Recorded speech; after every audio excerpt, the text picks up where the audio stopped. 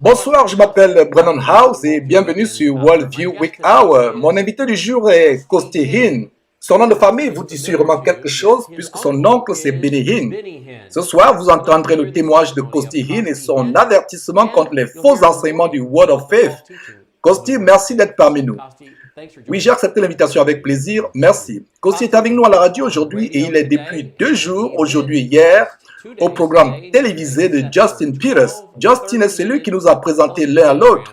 Même si Justin et moi t'avons rencontré hier seulement pour la première fois en face, on se parlait néanmoins beaucoup au téléphone et tu étais un invité à son show à la radio. Mais malgré que ce soit ma première fois de te rencontrer, c'est comme si on se connaissait depuis des années lorsqu'on était sur le plateau de télévision. On a eu ce lien commun à propos de la vérité, la même conviction, on a beaucoup ri, on s'est vraiment apprécié comme si on se connaissait depuis des années, alors que ça fait à peine 2 jours. Oui, vraiment, je vous apprécie beaucoup, vous êtes des gens formidables.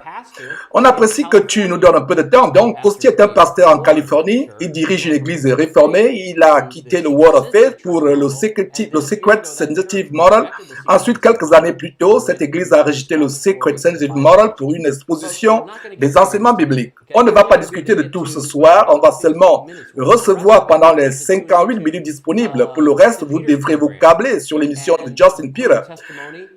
Commençons alors avec ton témoignage, ensuite nous discuterons d'autres éléments. J'ai grandi dans le mouvement appelé Word of Faith, évangile de la prospérité dans tous les sens du terme. Je l'ai vécu, apprécié et en ai aussi parlé à mes amis ou camarades de classe. Je leur ai parlé du pouvoir de Dieu et enseigné même à ce propos. Ainsi vint un moment où les choses ont commencé à changer, disons que ma conversion approchait. J'étais au lycée et tout commença à s'écrouler. Pas vraiment ma vie en rapport avec la théologie. En fait, ce qui commençait à s'écrouler, c'était le monde parfait et sécurisé dans lequel je vivais, car des gens se penchaient sur mon cas et commençaient à se moquer de mon oncle.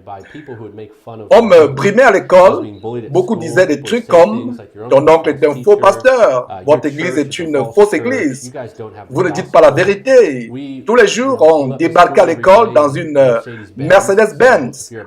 Donc, si tu es l'enfant d'un pasteur et tu viens à l'école dans une Mercedes-Benz, tu as déjà des gens à tes trousses. Sauf si ton père a 2 professions et qu'à part d'être un pasteur, il possède aussi son propre business et que la voiture a été achetée grâce à ce business.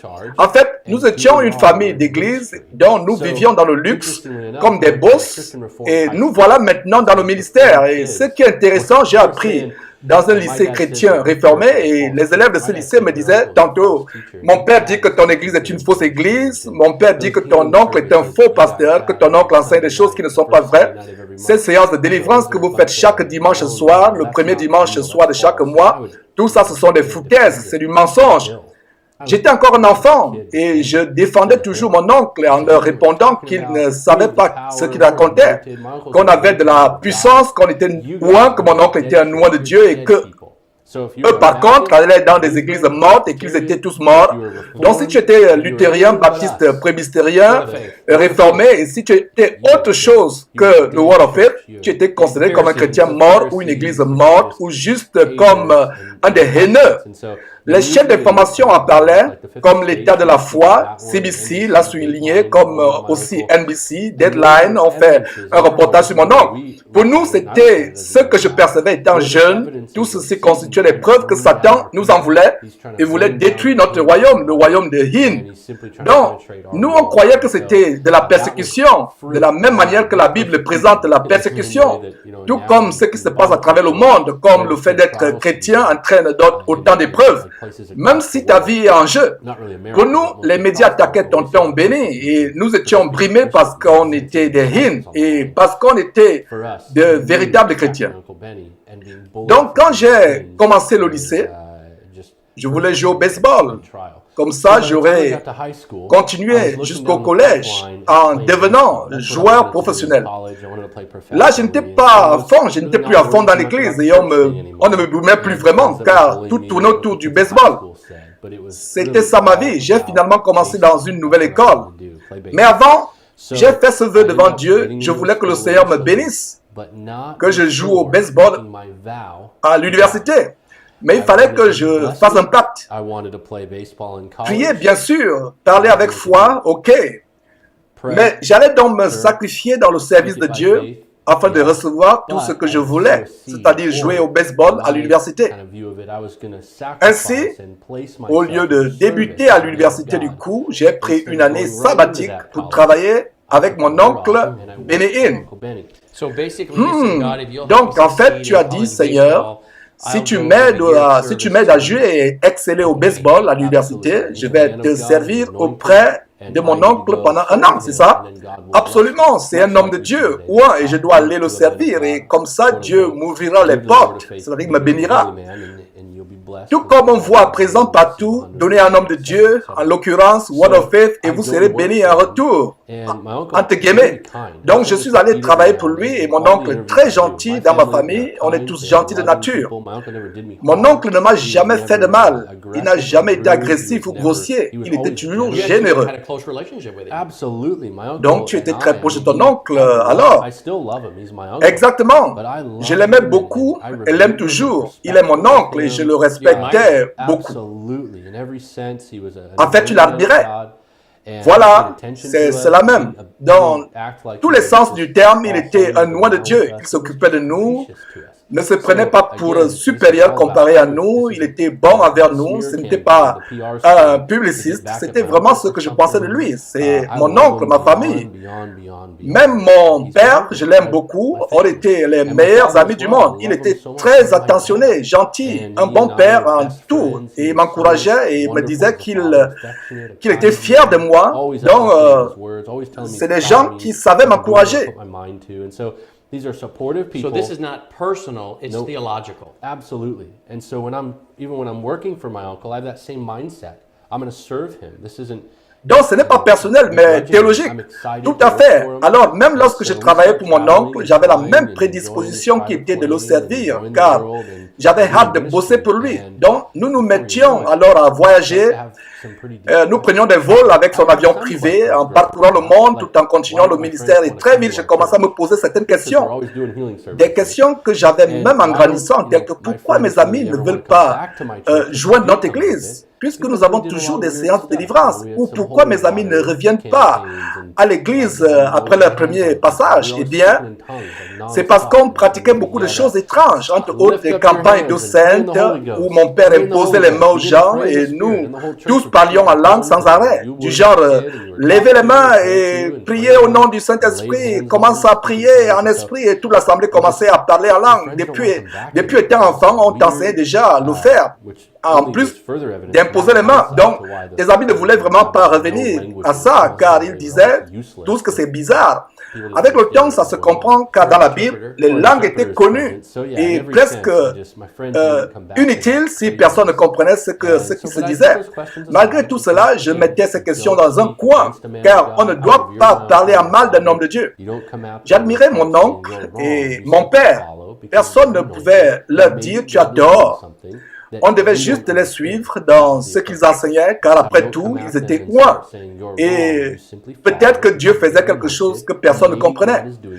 Donc, on ne les touchait pas et on ne devait pas s'opposer à eux, en gros. Touch not my anointed. Ne touchez pas mes oints. En fait, ce verset a été utilisé hors contexte, n'est-ce pas? Absolument, voilà. Mais d'une manière positive, cela nous a appris à éviter les commérages à propos de tonton Benny et de demeurer polis. Mais d'une manière dangereuse, théologiquement parlant, cela nous a appris à craindre des choses et à ne jamais poser de questions. Donc je passais du temps avec tonton Benny et je voyageais beaucoup, je voyais beaucoup de choses, je m'amusais quoi. On volait au-dessus de l'océan Atlantique, je mangeais de la bonne cuisine, on allait en Europe, en Inde, on avait des foules immenses. Cependant, je ne comprenais pas pourquoi les guérisons dans la Bible ne correspondaient pas aux guérisons lors des croisades d'évangélisation.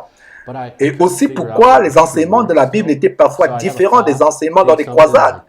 Et je n'arrivais pas à savoir qu'ils n'étaient pas vrais. Donc j'ai pensé à un truc. Pourquoi les gens ne sont pas guéris en un instant? Instantanément, guéri instantanément. Pourquoi il faut un culte de 4 heures de temps avant d'arriver aux guérisons? Jésus-Christ n'a-t-il pas guéri les gens instantanément? Bon, après, je me suis encore dit que parfois la foi des gens fait obstacle. Donc, ça peut compliquer un peu tout ça. Donc, ce sont là certaines questions que je me posais sans cesse, là, que j'avais toujours dans la tête. manquez pas de vous abonner à notre chaîne YouTube Jésus-Christ TV, en cliquant sur le bouton s'abonner, juste au bas de la fenêtre de cette vidéo. Ainsi, vous recevrez automatiquement nos nouvelles vidéos, et vous ne raterez aucune. Vous connaîtrez la vérité et la vérité vous affranchira. Jean 8, 32.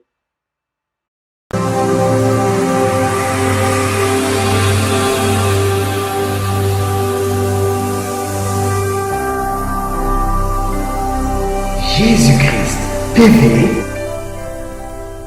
vous connaîtrez la vérité et la vérité vous affranchira. Donc, évidemment, j'ai fini mon temps avec Tonton Benny et j'avais toujours des questions sans réponse. Et c'est comme ça que je suis allé à l'université débuter mes études. Je voulais te demander quel était ton rôle quand tu travaillais avec lui. J'étais un attrapeur, c'est-à-dire que j'attrapais les gens qui tombaient lors des croisades. J'ai aidé mon oncle à transporter aussi ses affaires dans l'avion, par exemple. Mon oncle était tellement généreux et je ne faisais pas un travail dur ou fatigant comme si j'étais un esclave. Mon boulot était peinard, c'est-à-dire que voyager avec lui, le servir et l'aider aux enregistrements dans les hôtels, attraper ceux qui tombaient durant les cultes. Donc, tu attrapais les gens, le genre, quand les gens reçoivent le Saint-Esprit, tu les attrapais. Oui, je les attrapais et ça devenait intéressant, surtout quand les plus gros enfants de Dieu tombaient. Il fallait deux d'entre nous pour soutenir la personne, ou encore lorsque les personnes tourbillonnaient ou volaient presque vers toi et tu ne savais pas trop comment les intercepter. Tu retirais simplement tes mains en disant ouf, j'ai échappé belle. Et parfois, nous aussi, nous recevions la vague quand tonton disait prenez-la, prenez-la, et on tombait, émerveillé par tous ces mouvements. Et donc, tu as fait tout ceci pendant une année entière. Oui, voilà, en effet, et un peu plus même. Et il me payait bien, tranquillement, très gentil, et tout cela allait bien, et toujours d'excellentes questions dans ma tête. Mais il faut se rappeler que je n'étais pas né de nouveau, ni sauvé pour de vrai. Je ne comprenais pas l'évangile comme maintenant, au point où je n'étais pas sauvé. Je vivais carrément une double vie, je profitais de la vie. En 2006, j'étais à l'université et je jouais au baseball et croyais que le Seigneur m'avait ouvert la porte et tout, après avoir servi le Seigneur pendant un an. Ah oui, j'ai rencontré beaucoup de gens, y compris des femmes, et j'étais avec mon oncle. J'étais très content, pour moi c'était super, là où l'élite mondiale de la foi se retrouvait. Je me disais que c'est cool. Je conduisais une Hummer avec des jantes chromées, chères, et cran télé inclus. Je m'amusais à fond. Je profitais de la vie. Oui, un enfant de la prospérité. Et je me suis retrouvé à l'université baptiste de Dallas, où tout le monde était gentil, juste comme ceux autour desquels j'avais grandi, c'est-à-dire ma famille. La vérité est qu'ils auraient pu et dû voir la distraction dans laquelle j'étais et dire qu'ils n'en voulaient pas. Au lieu de ça, le coach de l'époque, Dan Hifner, et en ce temps-là le président, Dr. Derek Cook, qui était un homme vraiment aimable, m'ont accepté dans l'équipe de baseball et tout semblait aller pour le mieux. Alors, je faisais partie de l'étude biblique avec l'équipe de baseball. Le coach Hifner était du genre disciple et il finit par être en charge d'un truc appelé The Hawks. Je dirais qu'il était un disciple de Jésus-Christ, d'une famille qui aimait le baseball. Il avait deux beaux-frères champions de baseball et en gros une belle famille chrétienne. Ils ont des épouses chrétiennes formidables. Les pères de certains sont pasteurs, donc vraiment des gens qui lisent la Bible. Ils mémorisent les Écritures et l'équipe de baseball bénéficiait du savoir biblique de la famille ou du cercle du coach. Donc, le Hawks, c'était le programme d'études bibliques. On commençait à mémoriser les Écritures, on commençait à aller aux réunions d'assemblée pour parler de l'Évangile. Et à ce moment-là, je vivais toujours une double vie. Je sortais avec mes amis faire la fête. Donc, l'immoralité était toujours présente. De même qu'il y avait des grains importants qui étaient... des graines importantes qui étaient plantées. Voilà qu'un jour, tout se bouscule maintenant. Disons, c'est un moment qui s'est déroulé et je me rappelle comme c'était hier. C'était avant un match et Étant déjà sur le terrain, le coach Kivner s'est mis à nous regarder tous. Et il y avait de bons joueurs dans mon équipe. Certains sont toujours dans de grandes équipes aujourd'hui. Il dit, les gars, ne vous inquiétez pas des scouts. Calmez-vous, jouez, amusez-vous. Tout ceci, c'est pour la gloire de Dieu. Jouez pour la gloire de Dieu. Que vous gagnez ou que vous perdiez, que tout ceci soit pour sa gloire. Donc j'ai dit, ok. Et moi, bref, je ne savais pas ce que la gloire de Dieu signifiait. Quand je grandissais, la gloire de Dieu, c'était de viser la chorale. Et elle tombait. Et mon oncle disait, feu et gloire. Et donc, c'était ça pour moi, la gloire de Dieu. Donc, voici le coach qui dit aussi, pour la gloire de Dieu. Donc, je me disais, ok. Ensuite, il ajouta quelque chose que je n'ai jamais oublié. Ne vous inquiétez pas des scouts. Le Seigneur est souverain. Proverbe dit, le cœur du roi est comme un courant dans la main de l'Éternel. Il incline là où il veut. Donc, si Dieu peut changer le cœur d'un roi, il peut aisément renverser les scouts car il est souverain. Donc, j'ai pensé, souveraineté, d'accord. Comment donc pourrais-je être du côté de la souveraineté? Donc, tu n'avais jamais entendu parler de ce terme avant? Pas du tout, surtout en tant qu'enfant sorti du Word of Faith. Pour moi, souveraineté signifie que le Seigneur déclare, je reçois. Dieu déclare et je suis bénéficiaire. Je le déclare et Dieu l'accomplit. C'est comme ça que je comprenais ce qu'était la souveraineté. En gros, Dieu travaille pour moi. Il est mon esclave. Sa providence, et je ne savais même pas ce que cela signifie. J'aurais pensé au terme provision ou faveur de Dieu. Je connaissais tous ces termes. Déclare-le et obtiens-le, l'évangile de la prospérité en quelque sorte. Ah oui, exactement. Cependant, je n'avais aucune idée de ce qu'était la souveraineté. Donc mes pensées allaient dans tous les sens, mais je n'arrivais pas à comprendre le terme souveraineté. Et pourtant, il y avait beaucoup à apprendre à ce sujet. Bon, bref, je suis passé à autre chose et l'année suivante, j'ai obtenu mon diplôme et ainsi j'ai fini avec mes études universitaires.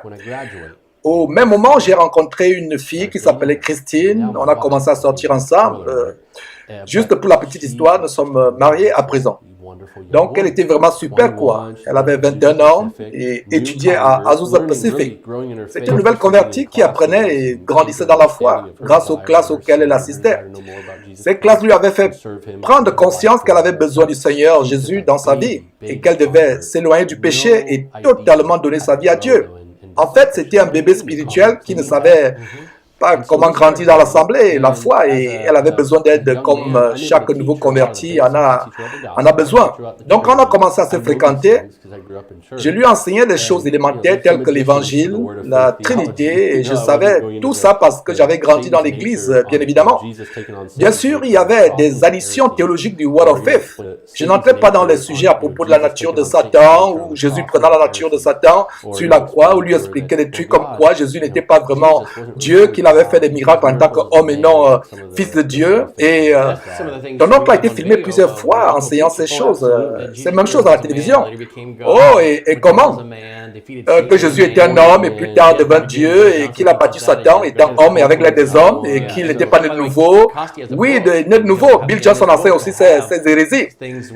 Kevin Copeland en est un autre. Au fait, Costia a écrit un livre dans lequel il dénonce la culture de Jésus, le Word of Faith et Bill Johnson entre autres. Effectivement, c'est pour mieux expliquer tout ceci aux gens, qu'ils comprennent plus de quoi il s'agit.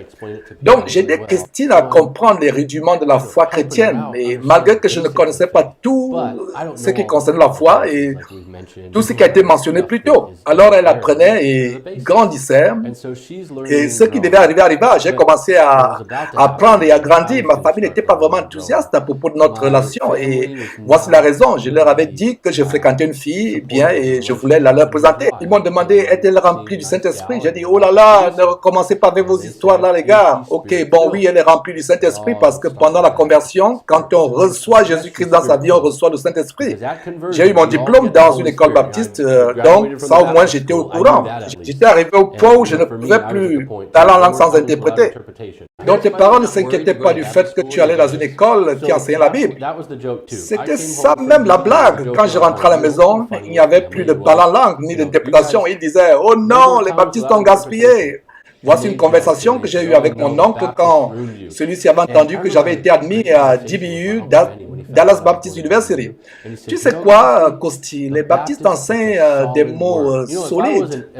Si j'étais charismatique, je serais certainement baptiste parce qu'ils enseignent des termes forts. C'est ce qu'il m'avait dit. Je n'aurais pas dû vous le dire. Donc, les enfants vont à l'Université de la Liberté. Oui, les enfants d'un de mes coachs apprenaient à Liberty. Mais aucun des enfants de R. ou Benny Hinn n'y allait. Non, aucun n'y allait. Ils sont allés à Oral Roberts. Cependant, il y avait une bonne relation avec, à ce niveau. C'était du genre, les baptistes enseignaient du solide, donc il n'y avait pas d'autre moyen de lire la Bible. Donc certains de mes amis ont dit à mes parents, Costi a grandi dans une famille puissante. Il aura son diplôme dans une école baptiste, donc il a le meilleur des deux mondes. C'est ce que les gens prophétisaient. Il aura l'esprit, la parole, la vérité, il sera un grand homme de Dieu et tout ça. Si seulement il savait que la vérité est plus puissante que toute autre chose. À nouveau, je réfléchissais à tout ça et je voulais toujours respecter ma famille. Mais d'un coup, tout tournait autour d'une relation. Mes parents m'avaient dit, Christine n'est pas remplie du Saint-Esprit, elle ne parle pas en langue. Plus tard, ils ont changé d'avis parce que je leur en ai parlé davantage et maintenant, ils ont compris que le parler en langue n'est pas une preuve du salut. Donc, ils ne voulaient pas que tu épouses ta présente femme. Alors là, elle ne parlait pas langue. Mon beau-père est un homme merveilleux, vice-président d'une compagnie de fer, un homme très gentil. On va chasser ensemble et ma belle-mère est très gentille aussi, mais il n'était pas du cercle des Hinn et ma famille avait d'autres plans. Ils voulaient que j'épouse une femme qui était comme eux, avec des beaux-parents aussi qui devaient être comme eux, avec un héritage comme le nôtre, qui est celui d'être des stars de la deuxième génération. Donc, j'ai cassé avec Christine et je lui ai dit, écoute, je ne crois pas que tu sois ma femme. Je ne crois pas que tu sois de Dieu.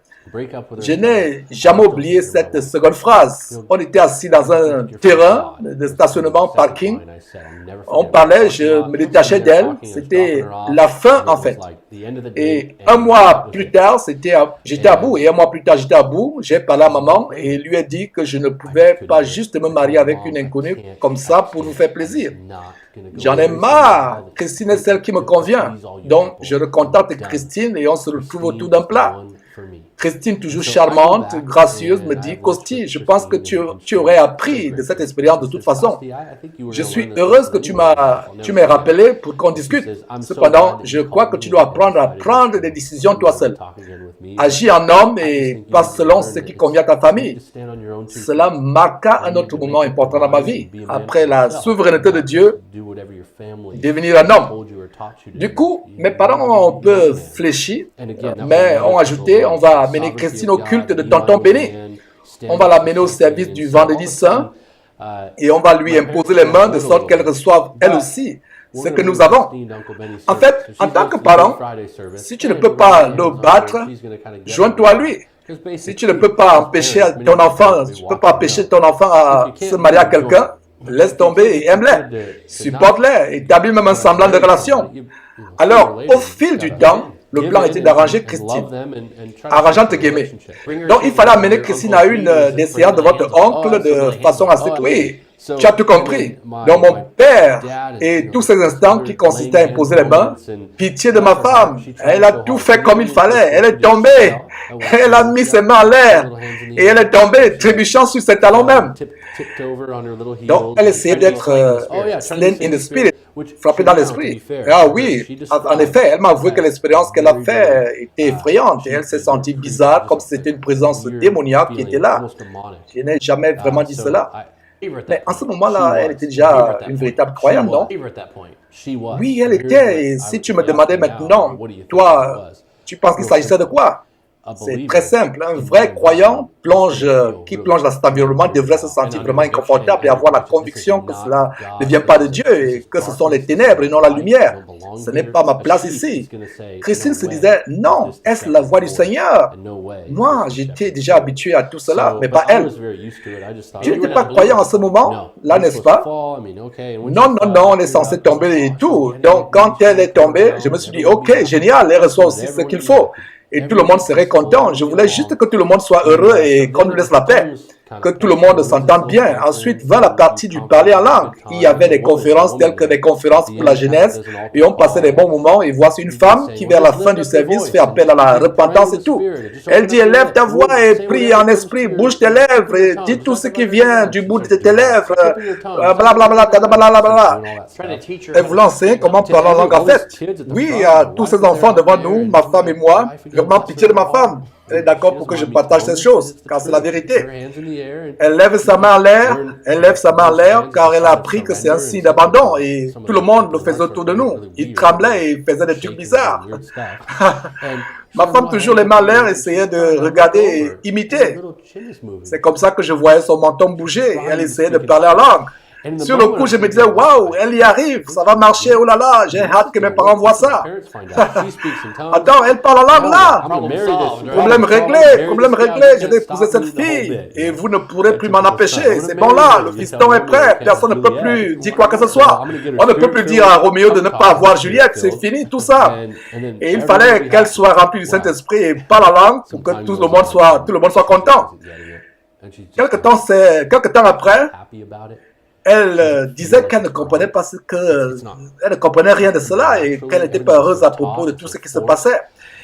Elle avait l'impression que ce n'était pas bien, que ça ne venait pas naturellement. Tout était enseigné et même forcé.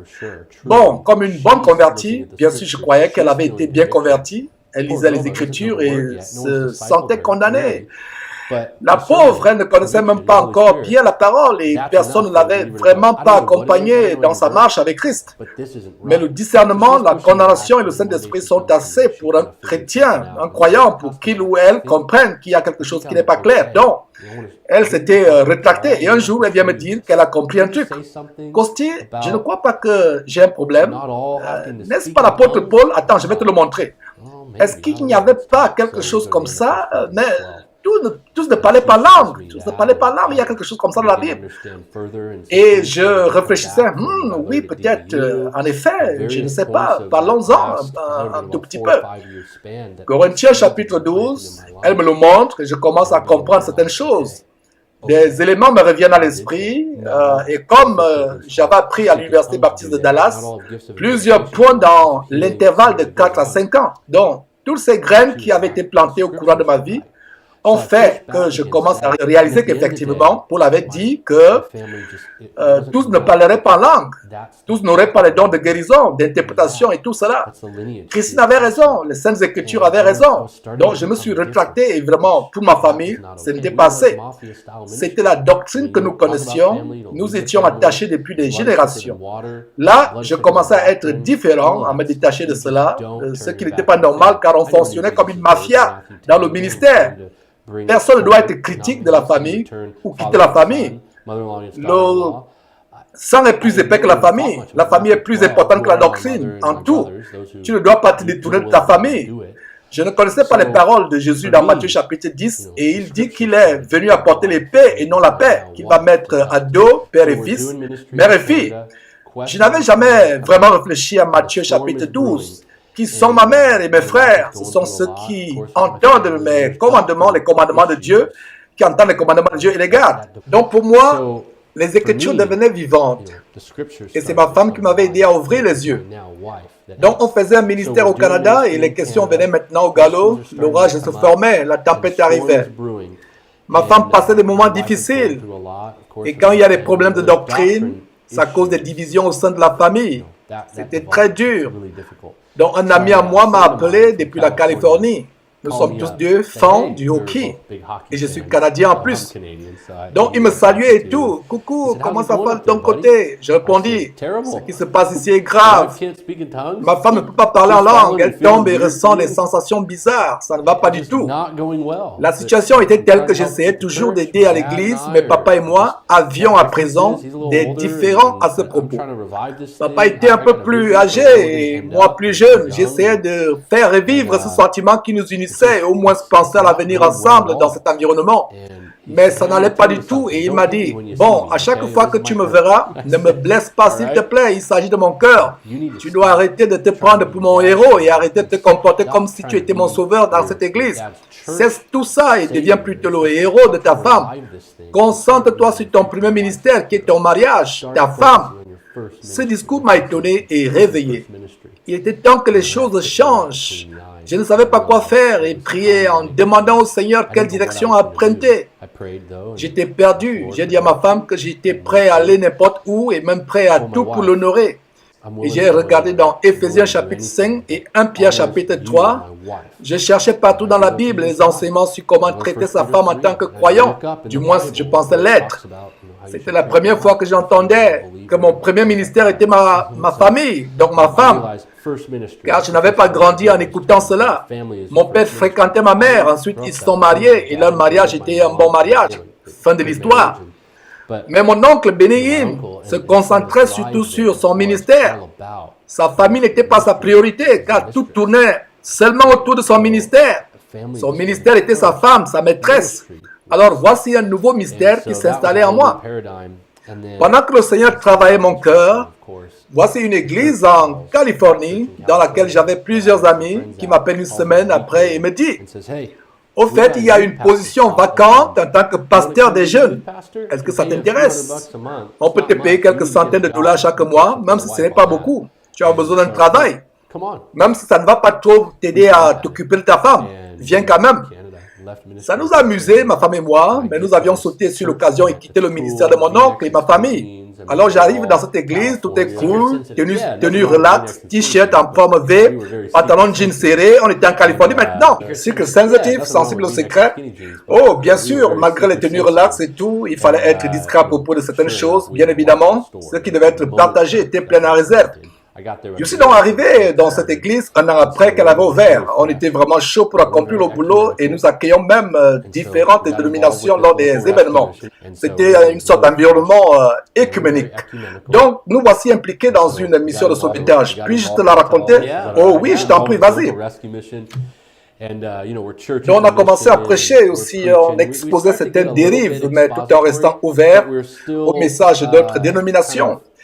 À ce moment, durant la première année, j'ai eu l'opportunité de donner un sermon.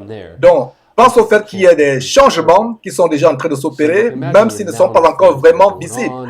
Mon pasteur me dit alors, écoute, nous sommes dans Jean, quand nous avons commencé avec les aides d'études bibliques. Je suppose que c'est comme ça que ma femme et moi avions appris l'étude biblique verset après verset. Donc tu commençais maintenant à te transformer, tu n'étais plus un chercheur d'église à caractère sensible au secret, mais tu devenais plutôt le pasteur qui questionnait les choses pour voir si elles étaient appuyé par la Bible. Et tu te tournais à présent vers un enseignement biblique qui exposait des vérités. Et oui, ce changement a commencé grâce au sermon. Et vous avez raison. Ensuite, le pasteur qui nous enseignait a commencé à se tourner vers ces enseignements, explorant un peu plus les Écritures, malgré que l'Église gardait ses mêmes habitudes. Le slogan de notre Église était « Nous sommes une Église avec mission ». C'est là que nous avons fait notre mission de sauvetage. Servant Jésus-Christ et les derniers les moins perdus. C'était vraiment cool tout ça, comme slogan. Attends, il ne nous restait plus qu'à construire des puits en Afrique. C'était de la justice sociale en quelque sorte. Ah oui, je ne te le fais pas dire. Tout le monde était chaud pour cela. Le slogan était vraiment super pour nous. On voyait déjà comment on allait convertir d'autres églises afin qu'elles fassent aussi des missions de sauvetage comme nous. On voulait une église multiraciale, noir, blanc, asiatique, peu importe. On se concentrait surtout sur un endroit, une niche, et on se sentait cool quoi. Et bizarrement, aucun d'entre nous n'était pauvre ou sans abri. Nous étions tous à l'aise, aisés. Donc, le pasteur enseignait dans Jean, mais toujours dans la même lancée, suivant les autres courants dénominationnels. J'ai finalement eu l'opportunité de prêcher, et ce fut sur Jean chapitre 5, la guérison à la piscine de Bethesda. J'ai demandé à mon pasteur si c'était un piège, et il m'a assuré que non, ça n'a jamais été un piège. Ils ont permis à l'enfant avec moi, de prêcher sur la guérison. Donc, vous voyez comment ça va se passer. J'ai pensé que c'était un piège. Mais en fait, c'était ma chance. Et voilà, c'est parti. Et je m'appliquais à étudier, mais je ne savais quoi faire d'autre que de regrouper un tas d'informations qui illustraient bien le message à faire passer. Les illustrations sont comme une fenêtre pour le sermon. Elles laissent passer la lumière. Voici alors mon pasteur qui vint déposer un commentaire de John MacArthur sur mon bureau disant que ça m'aiderait à être bref dans le sujet. une bonne introduction avec explication des termes grecs, etc. Je crois que c'est pendant que j'étudiais cela que ma repentance a eu lieu. Je lisais et MacArthur disait quelque chose, cet homme ne savait pas qui était Jésus. Quand les pharisiens lui demandèrent qui lui avait dit de se lever et de prendre son lit, cet homme ne savait pas qui Jésus était.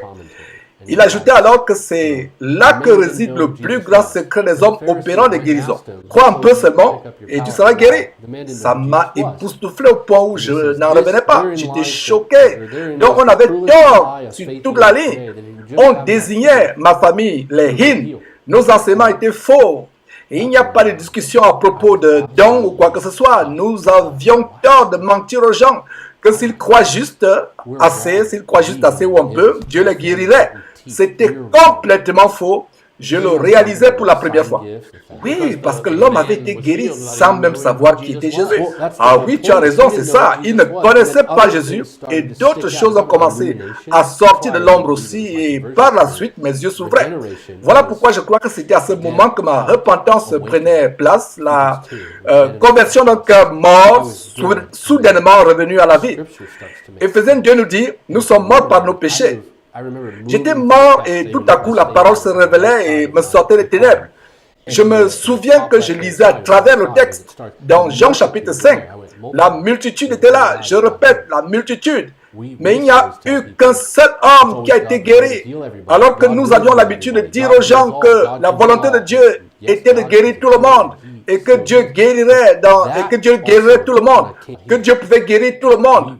Ok, bien sûr, Dieu est un guérisseur toujours. Dieu est un guérisseur toujours d'actualité. Mais cet épisode a aussi été une révélation. Parce que dans un verset, un homme a été guéri parmi tant d'autres maladies. Est-ce que cela signifie que Jésus-Christ détestait les autres alors? Ou bien il est souverain et guérisseur? Ça m'a frappé ce que le coach avait dit, souveraineté. Je me suis dit, oh oh. Donc Dieu peut choisir de guérir quelqu'un et le faire aujourd'hui. Par exemple, quelqu'un fait des examens de cancer et les gens prient pour lui. Il retourne faire des résultats et du coup le cancer a disparu.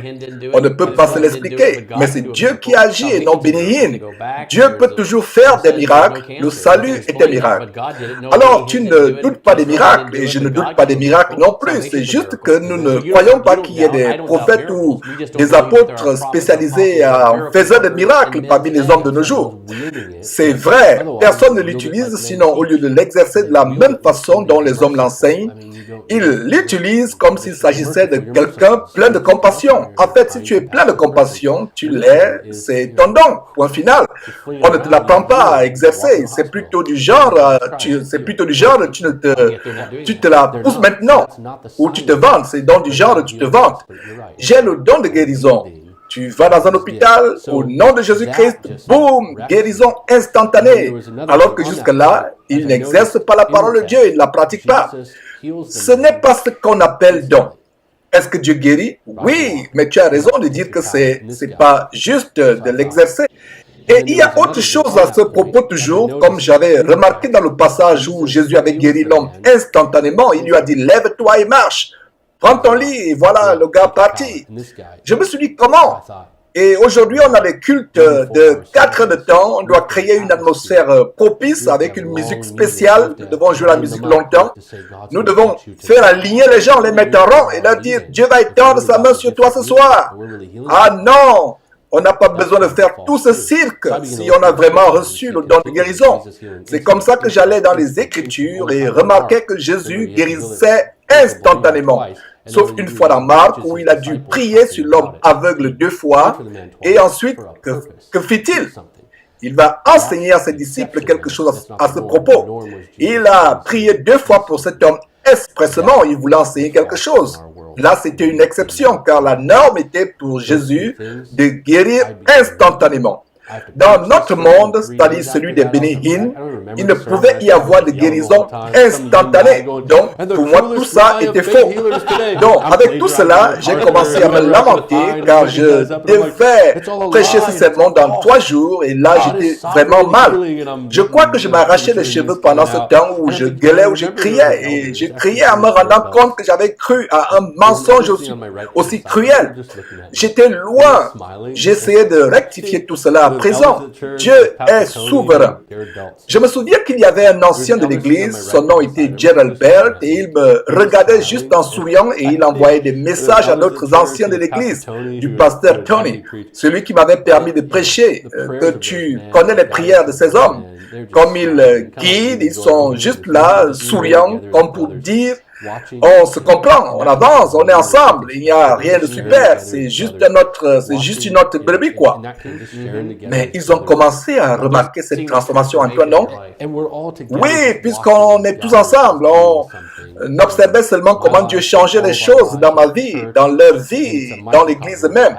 Donc, la raison pour laquelle je disais qu'il s'agissait ici de ma conversion personnelle est le fait qu'on me parle seulement du fruit et de l'évidence du salut. En effet, je ne voulais plus rien entendre du Word of Faith, la parole de foi.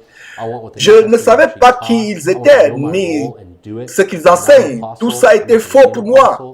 Donc, je ne voulais plus rien savoir d'eux. Je voulais ce que la Bible disait, ce que Jésus disait et savoir ce que Jésus a fait. Je voulais connaître les enseignements du Nouveau Testament.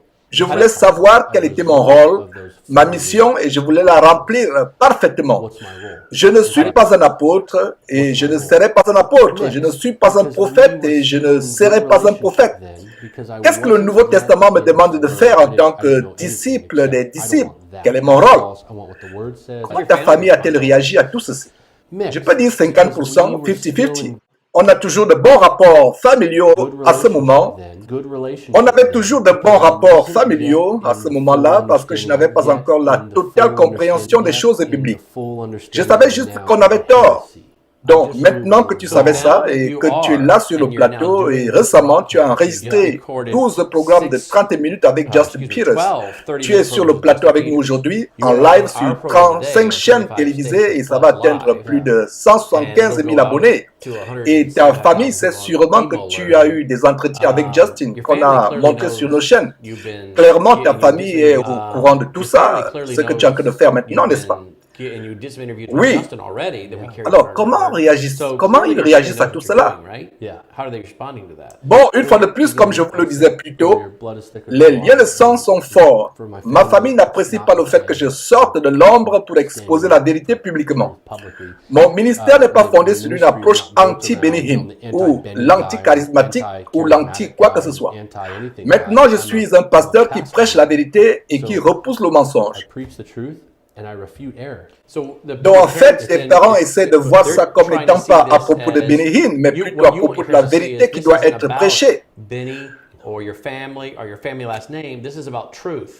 1 Timothée chapitre 3, jette-y un coup d'œil. Donc si mon oncle m'appelait et me demandait « Qu'est-ce que tu fais, Costi? Pourquoi tu racontes toutes ces choses ?» Je lui dirais « Tonton Benny, allons-y dans 1 Timothée chapitre 3 et lisons les caractéristiques d'un pasteur. Voici comment nous devrions approcher une telle situation. » Aussi, je vérifiais d'autres détails tels que les instructions de Paul à Timothée. Prêcher la parole, je me disais, ok, je vais le faire, mais mon sermon se tournait vers repousser le mensonge et exhorter. Je continuais mes recherches et j'ai lu Romains chapitre 16, 17 et 18, en marquant ce qui cause autant de discorde dans ce qu'ils enseignent. Maintenant que je suis pasteur, je dois m'y mettre sérieusement. Dans cette position, il faut former les gens, il faut étudier la parole. Tu dois connaître la doctrine. Pourquoi? La réponse est Hébreux chapitre 13, verset 17, qui dit « Obéissez à vos conducteurs et ayez pour eux de la déférence, car ils veillent sur vos âmes comme devant en rendre compte, etc. » Waouh! Quelle responsabilité! Je vais devoir rendre compte un jour au Seigneur Dieu. Donc, vous faites tout ceci à cause des âmes et non pour la réputation de votre famille alors. Exactement. Et maintenant, plusieurs membres de ma famille et peut-être beaucoup parmi les téléspectateurs aussi se sentent offensés. Ils nous prennent comme si je les agressais individuellement alors que ce n'est pas le cas. C'est comme je disais plus tôt, ça n'a rien de personnel, c'est plutôt un problème théologique. Voilà, c'est simplement à propos de la vérité. tout simplement. Jusque-là, c'est un combat parce que certaines personnes se demandent quel rôle je joue exactement. Exactement. 2 Jean et le verset 10 dit, « Si quelqu'un vient à vous et n'apporte pas cette doctrine, ne le recevez pas dans votre maison et ne lui dites pas salut. » Verset 11, « Car celui qui lui dit salut participe à ses mauvaises œuvres. » Ce qui se passe en réalité, c'est que j'évite complètement certaines personnes, certains membres de ma famille. C'est nécessaire. Je ne vois pas mon oncle Benny et c'est tout, on ne se voit pas. En analysant les relations qui ont été maintenues avec mes parents, je leur rends visite, on parle de tout ça, mais sans vouloir mettre quelqu'un sous le projecteur. Je te dirais ceci, ça va surprendre plus d'un, mais je commence maintenant à recevoir des réactions des membres de ma famille disant, écoute, on voit tout ce que tu es en train de faire et vraiment, comprends que nous ne croyons plus à tout cela, à tout ce que Benny Hinn fait. Nous ne croyons plus à tout ça. Donc, certains membres de ta famille, pas Benny Hinn, mais d'autres membres de la famille, commencent à analyser tout ce que tu es en train de révéler et disent, nous sommes d'accord avec ce que Costi dit là. Oui, en effet, et ça t'ajoute, vas-y mollo, sur ce que tu dis de nous. Nous sommes d'accord avec ce que tu dis, mais doucement. Il s'agit de la famille. Il s'agit de la famille là. On te pose des questions à cause de ton nom de famille, mais ici, j'ai l'espoir que. Alors, concernant ta famille, le problème de certains n'est pas de connaître la vérité, mais plutôt d'éviter que la famille soit éclaboussée. Oh oui, bien sûr, parce que ça apporte aussi la honte sur la famille. Mais franchement, est-ce qu'il serait préférable de rencontrer Jésus-Christ un jour pour qu'il nous dise « Arrière de moi, toi qui pratiques l'injustice » pendant que toi tu implores « Seigneur, Seigneur » Tu veux le regarder dans les yeux, ses yeux de feu, après son avènement, et qu'il perce même ton âme de son regard de feu. Imagine l'illustration d'endurer le regard flamboyant de Jésus-Christ. Ou bien lui dire, je m'en foutais de la honte subie et de ce qu'on pensait de moi. Je m'en foutais de mon nom de famille. Je me préoccupais de ton nom à toi, Seigneur. C'est ce que je veux. Donc oui, ça peut paraître très embarrassant pour la famille, surtout quand il s'agit de nos propres familles et que les gens parlent et chuchotent à ce propos. Mais ça pourrait être la même chose pour toi qui regardes cette émission. Tu es par exemple un catholique et tu as maintenant un parent qui devient croyant de la Bible et qui croit en ce que la Bible enseigne sur Jésus. À savoir qu'est-ce que le salut, qu'est-ce que la repentance, et il refuse maintenant les faux enseignements de l'Église de Rome. C'est vraiment honteux pour la famille catholique qui a été dans cette Église pendant des années, de génération en génération, surtout que ça fait déjà partie de leur héritage. Que tu sois Word of Faith, Kingdom Now, catholique, mormon, tu peux te détacher de ces fausses doctrines. C'est le message que tu veux faire passer, non? Et le fait de rester attaché à leur famille les maintient dans ces fausses doctrines plus longtemps. Voilà, c'est embarrassant, c'est dur, c'est un combat, mais nous devons nous séparer d'eux. Nos proches qui suivent ces fausses doctrines, ils sont attachés. L'aide m'est venue à cause des relations que j'avais.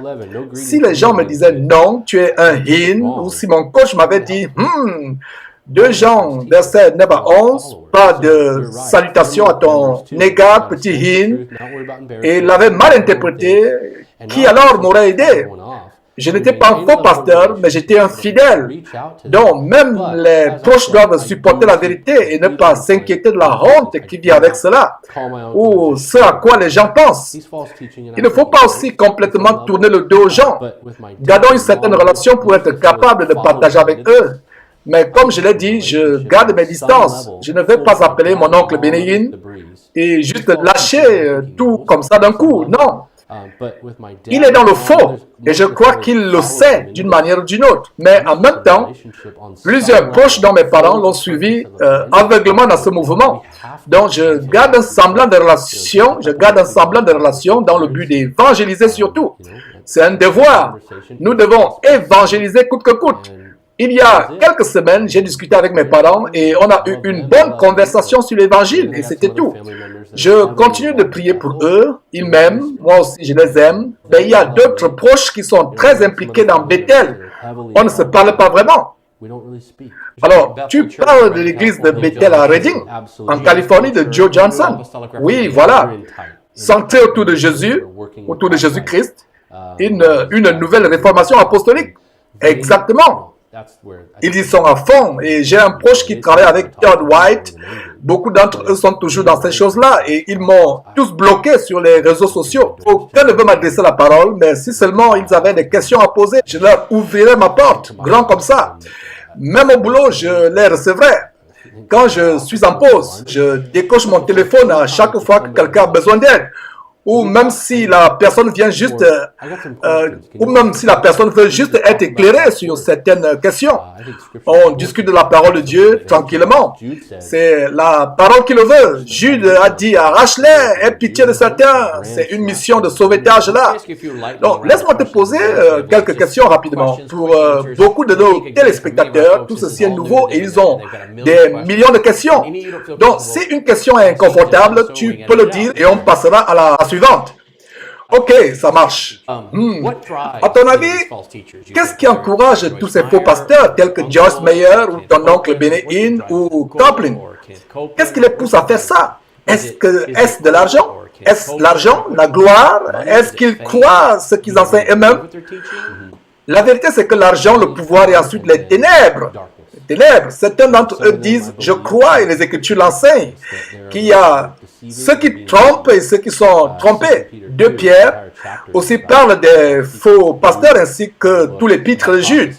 L'apostasie est exposée, faux professeurs, faux docteurs, faux enseignants, faux prophètes déguisés en agneaux, dont les ténèbres choisissent et placent certains où ils sont. Certains le font parce qu'ils sont sous l'influence des esprits démoniaques. Ils ont été offerts à ce monde en fait, absolument. Romains chapitre 1 dit would be the other two things I would just say that's always been the downfall of humanity. It's involved in politics, involved in everything in the life. Flesh. That's right. Loving the world system. Absolutely. So, Romains chapitre 1 dit c'est pourquoi Dieu les a livrés à l'impureté selon les convoitises de leur cœur, dont le pouvoir et l'argent sont les deux autres choses que je pourrais qualifier de pièges pour l'humanité. On les retrouve partout, dans la politique, partout. L'amour du système de ce monde, du système de péché, effectivement. L'argent, le pouvoir et les ténèbres. Durant toutes ces années passées dans cet environnement, avez-vous rencontré quelqu'un qui a été guéri? Non, non, pas naturellement. Tu veux dire par certaines personnes? Oui, et pas grâce aux mains d'une personne qui proclamait sans cesse avoir le don de guérison. Mais bon, comme plusieurs, j'ai été témoin de cancers qui disparaissaient, des docteurs abasourdis, des gens qui priaient en disant « Seigneur, que ta volonté soit faite ». Et sa volonté était faite immédiatement. Et ressusciter mort. Tu as déjà assisté à une telle scène? Non. Je n'ai jamais vu une personne ressusciter des morts. J'ai entendu plusieurs histoires de ce genre, mais je n'ai jamais vérifié. Toujours une grande fable que tout le monde applaudit, mais je n'en ai jamais vu de mes yeux.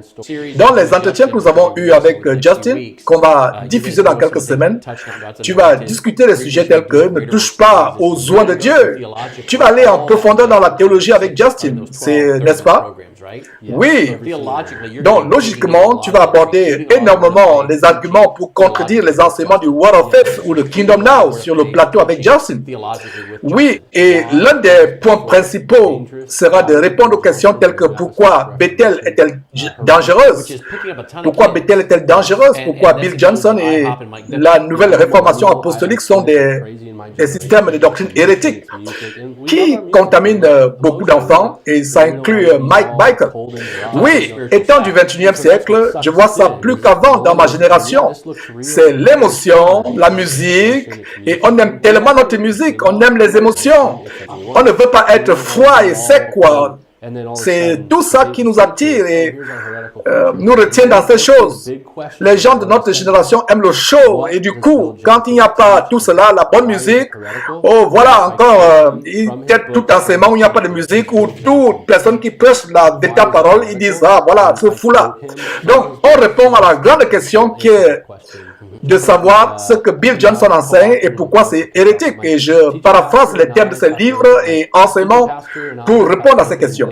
Et tu es en train de travailler sur un livre à ce sujet, non? Oui, mon collègue pasteur Anthony et moi, nous écrivons ensemble un livre qui sortira cet automne, qui s'intitule « Définir la tromperie ». On a une bonne équipe et on a une bonne équipe qui s'implique vraiment pour corriger le tout, pour faire des corrections. Nous avons écrit page après page, et nous aborderons des questions importantes telles que la troisième vague et aider les gens à comprendre pourquoi c'est du mensonge. On espère aider beaucoup de gens en tout cas. La troisième vague que Peter Wagner a enseignée, oui, c'est ça. Qu'en vient-il des fidèles du Word of Faith ou Kingdom Now qui suivent cette émission présentement? Parce que je sais que le mot fera le tour. Donc, que dirais-tu à tous ceux qui sont un peu sceptiques ou qui essayent de repousser tes arguments? D'après mon expérience, je peux dire qu'on avait tort et que Jésus n'a pas pris la forme de Satan.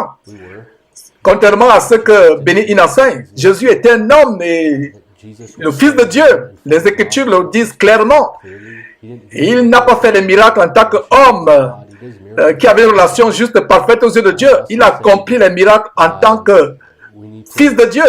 Je dirais aussi que nous avons besoin de comprendre que ce n'est pas un débat. Ce n'est pas notre fierté qui est en jeu.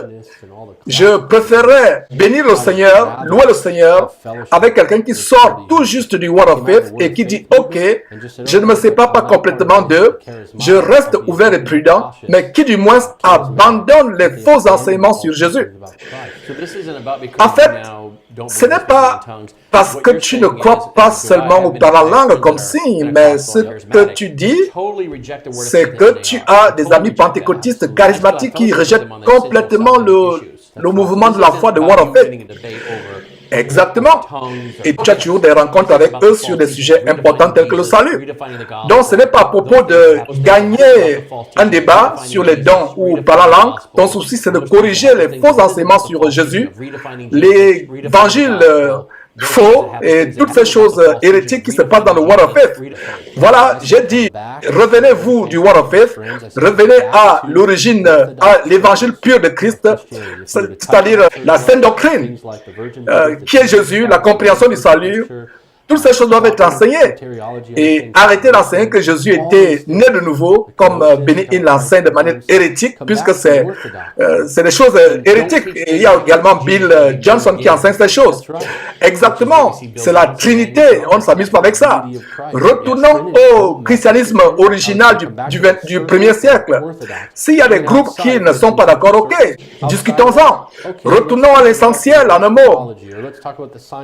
Le corps de Christ doit se rappeler de toutes les choses que nous ont enseignées les prophètes au 1er siècle, les apôtres au 1er siècle, et Jésus-Christ lui-même. Leurs liens avec Bethel et Bill Johnson sont brisés. Mon oncle Benny Hinn a vu ses papiers annulés. John Wimber et l'association des églises Vineyard ont confronté l'église de l'aéroport de Toronto en 1994 avec John Arnott. Toutes ces croisades de réveil ne sont pas des bénédictions mais des malédictions. Beaucoup ne les aimaient pas. Donc, on ne peut pas forcer les pentecôtistes et charismatiques dans cette catégorie. Donc, c'est aussi mon encouragement envers ceux du Word of Faith, le mouvement de la parole de foi, qui sont attachés au mystère ou prodige ou miracle du soi-disant Saint-Esprit, qui n'est que des manifestations diaboliques. Revenez à votre bon sens. Il y a beaucoup de bonnes personnes qui ne sont pas hérétiques. Sortez de cette folie. Ouvrez la Bible et lisez ce qui est écrit selon le contexte. Amen. C'est ce que je dirais aussi. C'est ce qui t'a convaincu, le fait de lire la Bible dans le contexte approprié, le bon contexte. Oui, la Bible lue dans le bon contexte, cela est génial. Le Saint-Esprit t'a convaincu et la purification par les Écritures t'ont aidé, ou la sanctification par les Écritures t'ont aidé. Tu as étudié la Bible en faisant attention au contexte. La parole de Dieu, la présence du Saint-Esprit et les servants de l'Éternel qui étaient là pour me guider. Quand j'ai commencé à me révolter pour parler de la vérité, mon espoir était de rencontrer des gens comme toi, avec d'autres avec qui j'allais chasser l'hérésie et ainsi éviter la mort du mauvais côté. Accrochons-nous à la sainte doctrine et débarrassons-nous des fous, parmi lesquels le Word of Faith et les mouvements de prospérité, le Word of Faith ou le Kingdom Now, et avançons. Priez pour Costier et sa famille, surtout pour son oncle béni, que le Saint-Esprit le touche et travaille dans sa vie, que la vérité lui soit révélée. On ne connaît pas les plans de Dieu pour la vie de Benny Hinn, mais il peut l'amener à comprendre que ses enseignements sont faux. Ce serait vraiment merveilleux. Dieu n'a pas besoin de célébrités. Il n'a pas besoin de nous, mais il choisit de nous utiliser quand même. Remercions Dieu d'avoir utilisé Costi. Priez pour lui, pour sa famille, et même venez le rencontrer en face. On a payé le billet d'avion de Costi pour qu'il arrive ici au studio. On a payé ses frais d'hôtel. Il n'a rien payé pour venir à ce studio, sur ce plateau. On lui a pas fait payer son passage dans ce studio. Nous faisons ceci parce que nous devons exposer tout ce qui arrive à travers le monde, toutes ces hérésies qui arrivent à travers le monde. Nous donnons la plateforme à toute personne qui peut exposer ces vérités. Nous leur donnons gratuitement le plateau. Il ne paye rien. Donc voilà. Donc Costi, par exemple, est venu passer de ces choses comme son oncle, dont les hérésies sont devenues populaires. Donc voilà. C'est gratuit tout ce que nous faisons et beaucoup de personnes écoutent Costi aujourd'hui et plus qu'ils nous écouteraient. Donc merci d'être venu à ce programme.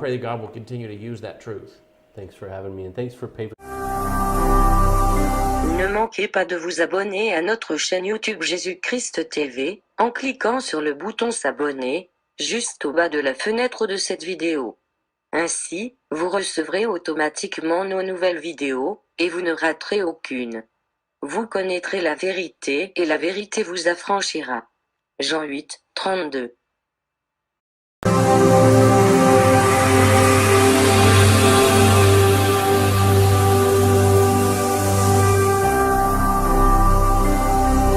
Jésus-Christ TV,